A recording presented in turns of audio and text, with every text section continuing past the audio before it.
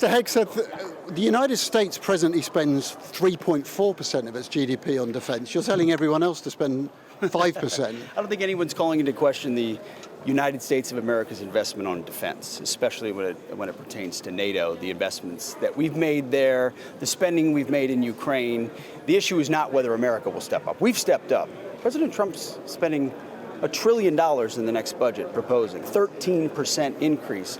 Historic investments in our southern border, Golden Dome, advanced technologies, F-47. We're leading the way.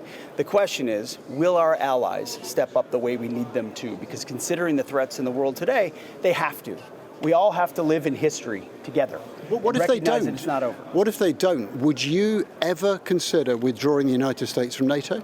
That's not what we're here to discuss. What we're here to discuss is that NATO countries, and we heard that in there, it was actually very heartening to listen to all the countries step up and say, we hear you, we all need increased capabilities, we all need to spend more.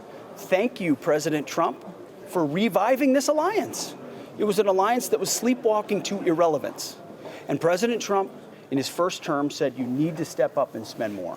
And he has in this term done the same. And what I saw in there were countries prepared to step up to push the limits of what they can do. That's a good thing. That's friends helping friends. So what about a timeline, sir, for the 5%? How many years would you give allies to actually reach that? Well, those discussions are ongoing. The ambassador is a key part of that. Go ahead if you want to speak to that. Again, the timeline is not being driven by the United States of America. It is being driven by the serious security threats that Europe faces, that the United States faces. And so, our allies are all have their unique situations, but everyone in that room was committed to doing dramatically more to the 5%. I heard everyone saying that the capabilities are necessary, the hardening of our societies and our infrastructure, and all of the investments that it's going to require. Everybody's on board. Everybody's going to have a unique timeline, but I think there's a serious commitment here, and we're continuing to negotiate that. But again, we're not driving the timeline. The threats are driving the timeline. Russia's going to reconstitute in 5 years or less, and and Europe continues to tell us that Russia is their biggest threat, and we agree in the Euro-Atlantic it is.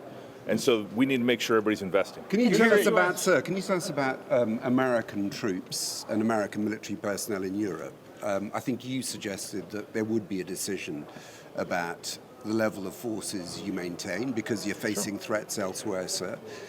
Can you tell us, what your thinking is about US, I think 100,000 military personnel at the moment in Europe? Well, it would only be responsible for the United States to continually assess our force posture, which is precisely what we've done. We have an interim defense strategy that clearly specifies we're going to defend our southern border and close it, unlike the previous administration that let 21 million people invade our country. And we're going to get 100% operational control of that. We're going to make sure we shift properly to the Indo-Pacific and reestablish deterrence there. And then we're going to increase burden sharing across the world. America can't be everywhere all the time, nor should we be.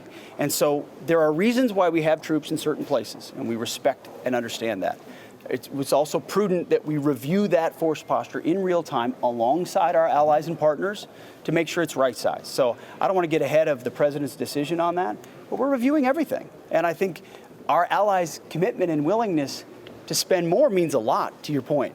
You can talk, I heard a few countries talk about capabilities and the importance of capabilities, and then hedge a little bit on how much more we spend. Unfortunately, you got to spend to have hard power, oftentimes. You can't really have both. Sir? Is 3% enough? Each country's going to make that determination, but this alliance, we believe, in a matter of weeks, will be committing to 5%. 3.5% in hard military and 1.5% in infrastructure and defense-related activities. That combination constitutes a real commitment, and we think every country can step up. One more real quick. Does the US want Zelensky to be at the summit in The Hague? And by skipping all the events related to Ukraine at this NATO meeting, are you sending a message that the US no longer supports Ukraine? Well, I believe you were at that meeting. I'm at all the meetings, yes.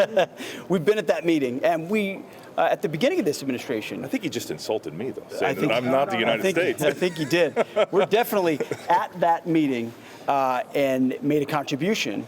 And from the beginning of this administration, worked with our British and German counterparts for them to take the lead of that contact group, which they've done. And I appreciate that. We appreciate you all. Thank you.